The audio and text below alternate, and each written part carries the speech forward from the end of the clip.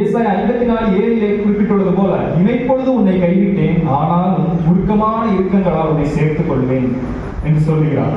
இதை போல நாம் வழி தவறும் போது நம்மை உணர வைக்க ஒரு சிறு கணம் அவர் கைவிட்டதை போன்று நமக்கு தோன்றும். ஆனால் அவர் தம்முடைய உருக்கமான இரக்கத்தால் நம்மை ரட்சிப்பார், நம்மை சேர்த்துக் கொள்ளுவார். நாம் தேவனை அந்த அளவு நம் விசுவாசத்தை தேவனில் வைத்துக் கொள்ள வேண்டும், அவரை நம்ப வேண்டும். யோசுவா 1:5 அவர் சொன்னதை போல அவர் நம்மை விட்டு விலகுவதும் இல்லை, நம்மை கைவிடுவதும் இல்லை. இயேசு பிதாவினால் நமது பாவங்களுக்காக கைவிடப்பட்டு அந்த சாபத்தை, அந்த வேதனையும் ஏற்கனவே ஏற்று சிலுவையில் நம்மை ரட்சித்து விட்டார்.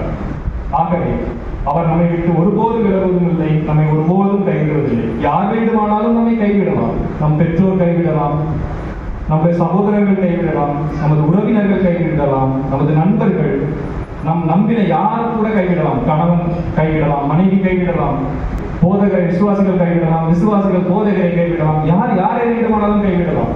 ஆனால் நம்முடைய பாவங்களை ஏற்று பாடுபட்டு சிலுவை கைவிடப்பட்டு நம்மை ரட்சித்த இயேசு கிறிஸ்து ஒருபோதும் நம்மை கைவிட மாட்டார். இம்மானுவேலராய், தேற்றவரவாளனாய் அவர் எப்போதும் எல்லா சமயங்களிலும் எல்லா வேலைகளிலும் அவர் நம்மோடு இருப்பாராக.